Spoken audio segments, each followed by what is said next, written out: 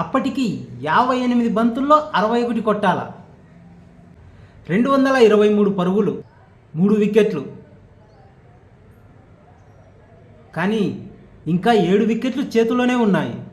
అప్పటికి స్మృతి మందాన 88 పరుగులతో క్రీజులో ఉంది. అద్భుతమైన ఫామ్లో ఉంది తను. ఆమెకు తోడు దీప్తి కూడా 34 పరుగులతో క్రీజులో ఉంది. ఈ ఇద్దరు చాలా స్టడీగా మ్యాచ్ను తీసుకెళ్తున్నారు. మ్యాచ్ మొత్తం మన కంట్రోల్లోనే ఉందనుకున్నాము, కానీ సడన్గా ఏమైందేమో ఒకరి తర్వాత ఒకరు ఇద్దరు అవుట్ అయిపోయారు. స్మృతి మందాన సెంచరీకి చేరువగా వచ్చింది, సెంచరీ చేస్తుంది అనుకున్నాము. కానీ సడన్గా 88 పరుగుల వద్ద తను కూడా ఒక రాంగ్ షాట్ ఆడి క్యాచ్ ఇచ్చి వెళ్ళిపోయింది.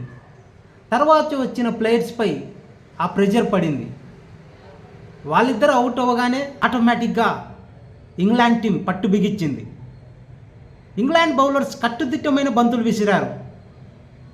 ఇంగ్లాండ్ ఇండియాను విజయం వైపు పయనించకుండా 6 బంతులకు 12 కొట్టాల. కేవలం 6 పరుగులు మాత్రమే చేసి ఇండియా ఓటమి పాలైంది. ఇండియాకు తర్వాత న్యూజిలాండ్తో, బంగ్లాదేశ్తో మ్యాచ్లు ఉన్నాయి.